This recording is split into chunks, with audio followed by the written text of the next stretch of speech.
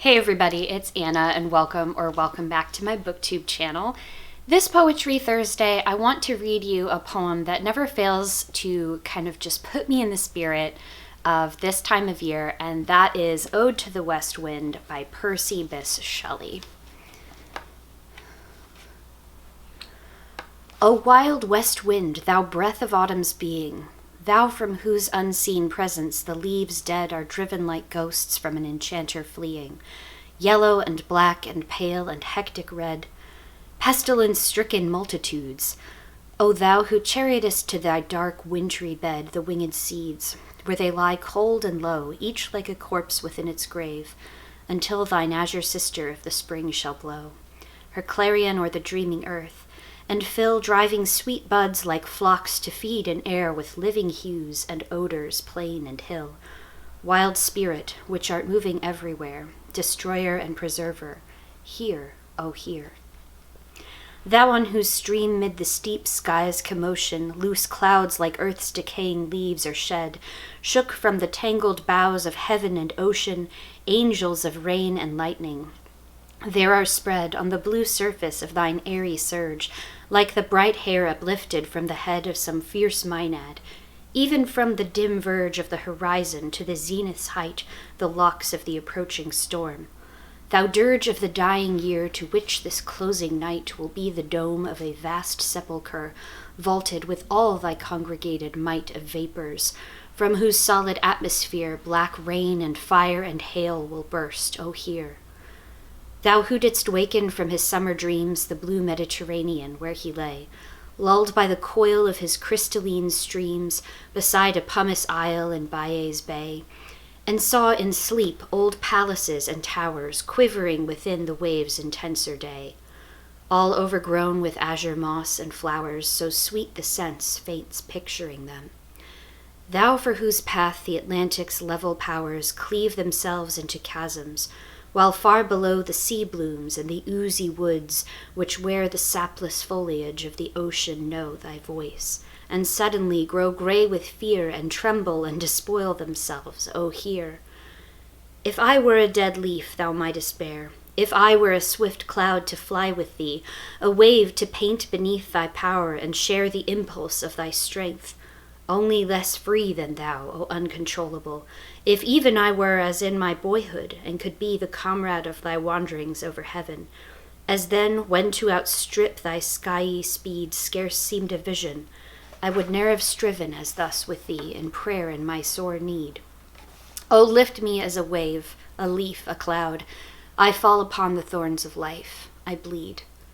A heavy weight of hours has chained and bowed one too like thee, tameless and swift and proud.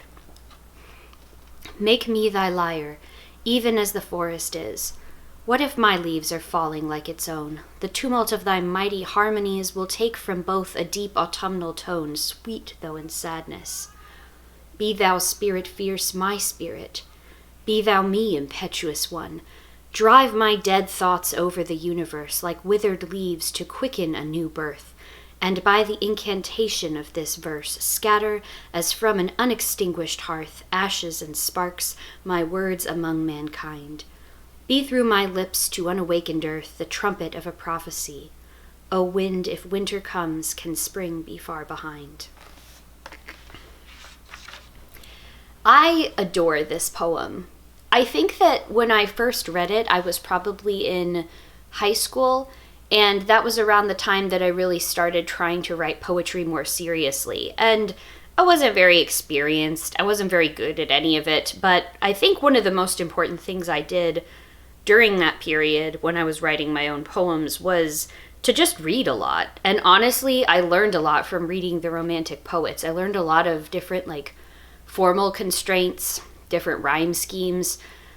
But I think with a poem like this, I also just really learned to feel the fun of how the words sound one after another, in your mouth, on your lips, coming out of you. I think that this particular rhyme scheme that Shelley uses in this poem really makes it seem a lot like an incantation, and I think that really spoke to me. I think that spoke to the intensity of the emotions I was feeling as a teenager, growing up and really wanting, like the Romantics did, to kind of experience the full force of what life has to offer. And I love that line at the end, the final like stanza, when he says, "Make me thy lyre." It's so beautiful. Like, he doesn't just want to be the poet that is writing about nature. He wants nature to use him as the instrument, almost like he's channeling the beauty of nature into words that the human mind and ear and heart can understand. That fascinates me. And of course, it's like the lyre, because this is, you know, the symbol of lyric poetry. And this is, you know, also giving us the association with Orpheus, who descends to the underworld and comes back, kind of like the poet or the speaker himself is or I guess themselves, we don't really know. The speaker themselves is traveling kind of through these various seasons, and, you know, talking about then the coming of winter and spring and such. And I think that that's fascinating. I think that I tend to like when I see that happen in later poets. Obviously not with the same form, but Mary Oliver comes to mind. You know, this sort of idea of the poet or the speaker of the poem as the observer, as kind of the medium for what the natural world around us has to say. I think it's just a beautiful way to write. And yeah, definitely one of my favorites. So yeah, thank you all so very much for watching, and I will see you next week with another poem. Bye.